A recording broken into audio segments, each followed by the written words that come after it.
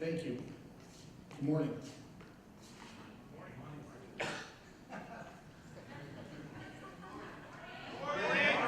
Thank you. All right, I'm going to start out today by daring you, challenging you, everybody in the room. Let's go do it. Let's go implement a digital supply chain. Right now, today. I don't think we can do it. I don't think we can get it done. And I want to talk about that. I'm going to tell you up front, I talked to my digital colleagues and I said, I'm going to put this topic out there that's about data. They said, Dave, I don't think you're wrong, but man, this is a pretty old topic and it's not very sexy. It's not very sexy. Perhaps that's the problem.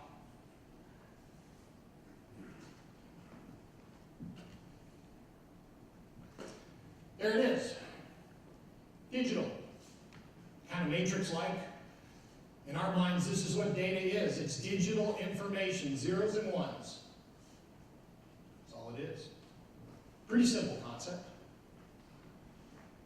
And based on loads and loads of information that frankly is also data, if we get this right, if we get our digital supply chain right, there's tremendous business value in that achievement, in realizing that goal.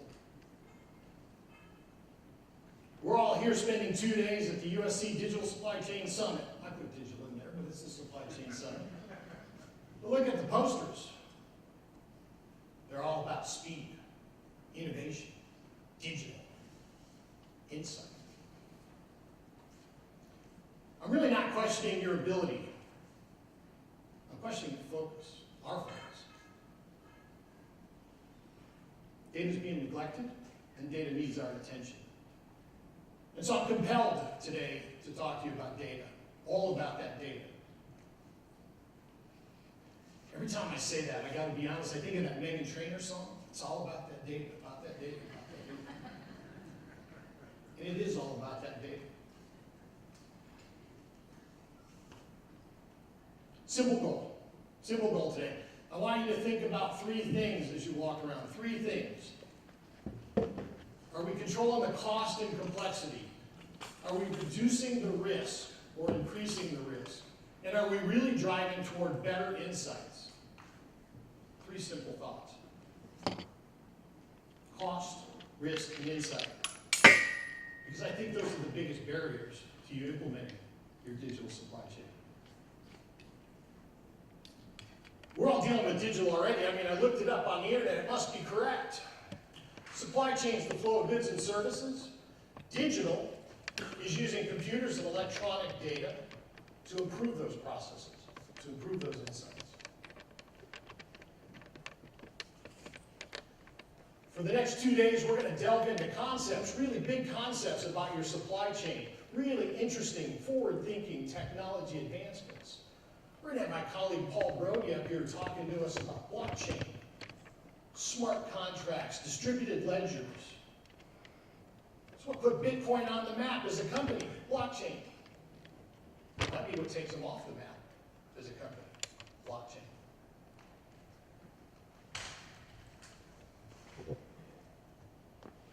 We're going to have discussions about automation, machine learning.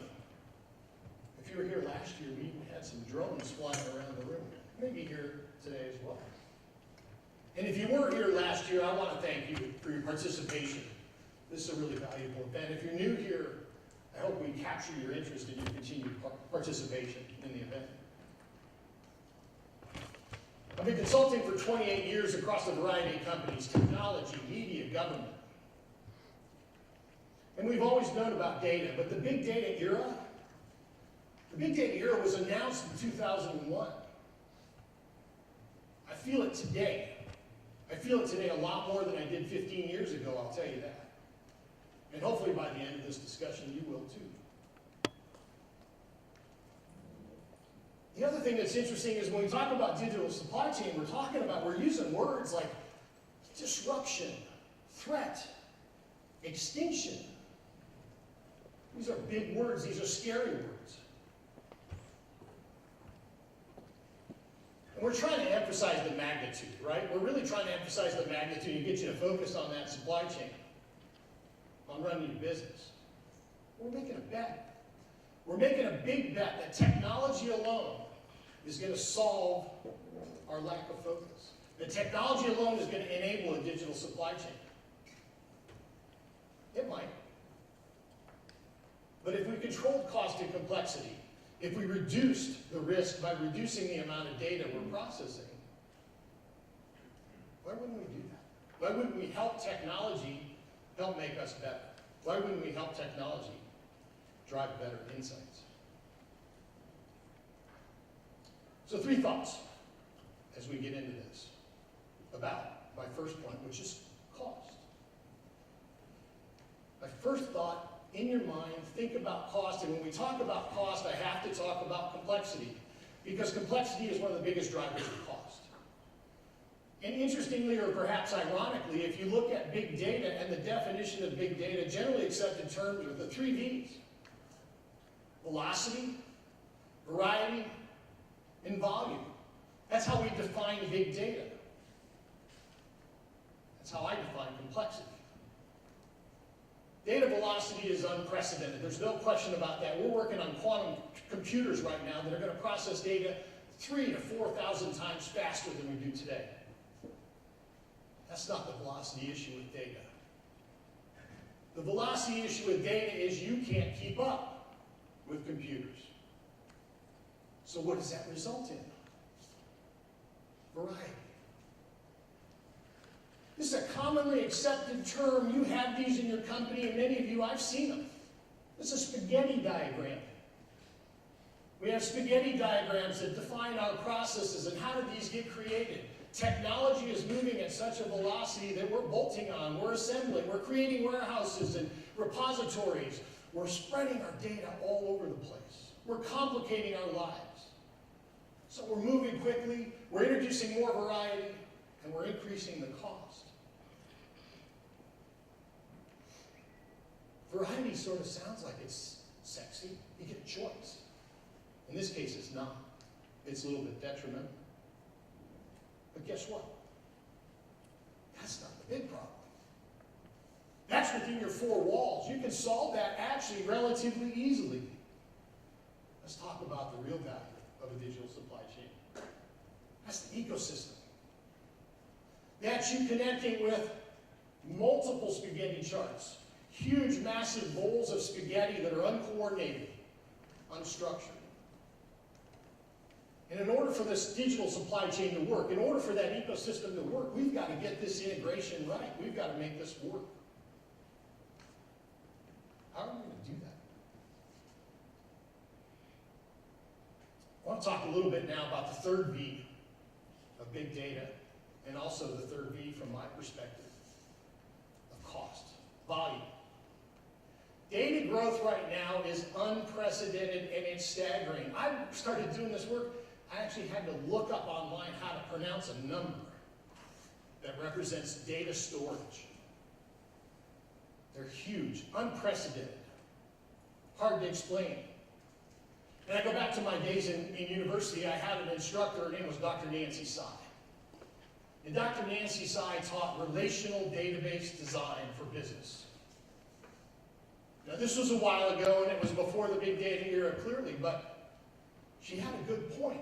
And the point at the time was, and I won't bore you with the details about normal forms, but her point was, let's design our relational databases so that they're efficient, so that the minimum amount of data is in there, stored the minimum amount of times. And at the time, it was because technology couldn't move fast enough. It's passed us up. It's passed us up. We've forgotten about Nancy Sy. The only reason I don't forget about her, she was a really interesting lady. She was a really tough instructor. She was one, when we went through the course catalog, everybody said, watch out for that class. She was very disciplined, very rigorous. Also a real sweetheart. She used to start her class by saying, when you get your first job, send me 1 red rose. When you become CEO, send me 12. And when you become president, forget about the roses. I want a seat at the inauguration. I've sent her 1 red rose. Not a CEO yet. But her point was right on, because when you really look at what we're doing now, we've gone away from the data sets that Dr. Nancy Tsai taught us how to create that were efficient. We're now talking about things called data lakes, big lakes. Bunch of data, all unstructured, all uncategorized. Dump it in there. They can have it. We can use it. It's valuable. Create your data lake. Is that the right answer? World's total data volume has been doubling every 2 years since 2013. Currently, there's 4.4 zettabytes of data in the world. Is that right or wrong? Even if it's close, what's a zettabyte? Well, let's start with something we know, a gigabyte. That's a gigabyte. About one 650 meg CD that you're all familiar with. What's a zettabyte? That's a zettabyte. Right? 1.7 quadrillion 650 megabyte CDs.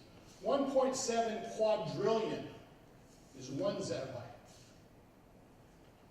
In 2020, our data scientists estimate we're going to have 44 zettabytes of data available in the world. So much so that they've already defined the next term. It's called a yottabyte. A yottabyte is going to be 1,000 zettabytes. 1,000 quadrillion CDs. There's one more term coming, and I have to share this one because I thought it was the only one that made sense to me. The next approved name, and it's not out yet, is called a hellabyte. That may be where we all end up, working with hellabytes. I actually think this number's too low. If you think about it, the vast majority of the data that they're basing these projections on and this science on is from people texting and tweeting. 2.5 million pieces of content on Facebook, 300,000 tweets a day, 204 million text messages. Every minute. Every person. How much do sensors tweet and text? And what are we going to do with that data? Are we going to throw it in the lake? Maybe. Why does this all matter? There's some interesting work that was done by an anthropologist back in 1988, Joseph Tainer. And he's an anthropologist who was looking at societies. And his thesis was that increasing complexity unfettered eventually results in diminishing returns. And at some point, those returns cross the value line and become pure cost. And he reckons that entire civilizations, Romans and Mayans, are no longer around, they're extinct because of the complexity introduced in their organizations, because of the complexity introduced in their ecosystem. What are we doing here? What are we doing to control the cost and complexity? Why now? I don't want to be extinct. I don't think you do either. When I started preparing this research paper, a colleague of mine, Chris Cookson, ran up. He said, dude, he calls me dude, it's okay. Dude, we got to talk about compliance. I said, look, I'm already old and not sexy. Are you sure you want to go there? Because that's not very sexy. Got to do it. And he's right. Chris is correct. Which brings me to thought number 2. Are we really managing our risk? Because there is some risk in this data. In fact, my colleague, Channing Flynn, is a tax expert. Tax agencies are not going to sit back without any compliance. As our digital data becomes the value of our companies, in some cases the only product our company has, how are you going to keep up with compliance? How are you going to pay taxes? The tax man's coming, and we have these huge volumes, and I certainly hope they don't tax us on the volume of our data. Probably solve our national debt. So a survey of 1,500 companies. 1,500 companies, over $1 billion. How much of your data is business critical? 14%. 14% of those zettabytes, 14% of that lake is business critical. 32%. 32% of that data is redundant and obsolete. Redundant and obsolete. So will technology work? Maybe, because all the technology companies are offering you a solution. Their solution is don't worry about it. Put your data in the cloud. We'll build faster computers to process it, and if you really struggle with your analytics, outsource it to us. We'll handle it for you. How are you going to ensure compliance? If your product is your data, if your supply chain is your digital data, how are you going to ensure compliance on that? I mean, there's nothing wrong with it. It works, but do we want to do that? Do we want to drive that level of inefficiency? But the other interesting thing about that same study is it found 54% of the data that's in that lake is what they call dark data. And it's as sinister as it sounds. It's dark, which means you don't know what it is. You don't know why it's there. You filled up that metaphoric junk drawer of data and put it out there without any thought about it. Because it was easy. That's okay.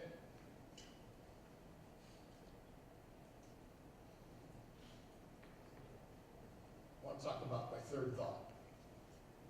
While we're out there looking at cost and complexity, while we're out there reducing the sheer amount of data we have to develop better risk profiles, let's think about insight. Nancy Tsai was teaching me how to build a data set. It was small, it was controllable, it was understandable. What's interesting about data is as data grows, it's an exponential function of growth. There's more insights available within that data, 40% more insights in this example here. So now we're growing all this data to go after the insights we so magically want to achieve, and we're making the problem worse.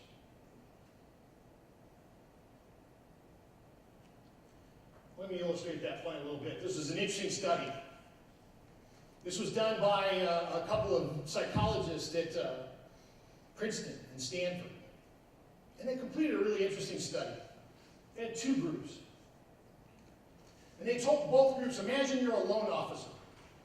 You're a loan officer at a bank, you're reviewing these files, and you're looking at a credit history to decide whether an applicant's going to be approved or not approved for a loan. Fairly simple example. They gave both groups the same data, except group 2 got one additional piece of information.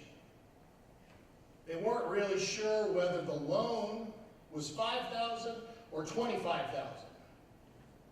That was the only difference. The loan that we're talking about is a loan where the actual applicant had missed payments. They had missed the last 3 months worth of payments. They gave them one little piece of data. They said, we're not sure it was 5 or 25. So what happened? And they offered to give them as much information as they wanted, additional information. The group 2 folks all asked for more information. They had to figure out whether it was 5 or 25,000. So they gave me information, they threw a little bit of curve. They said, oh, it was 5. So now both groups were sitting there with exactly the same information. What happened? Group 1 rejected 71% of the applicants. 71, based on these profiles of data. Group 2 took longer, had more information, and rejected 21%.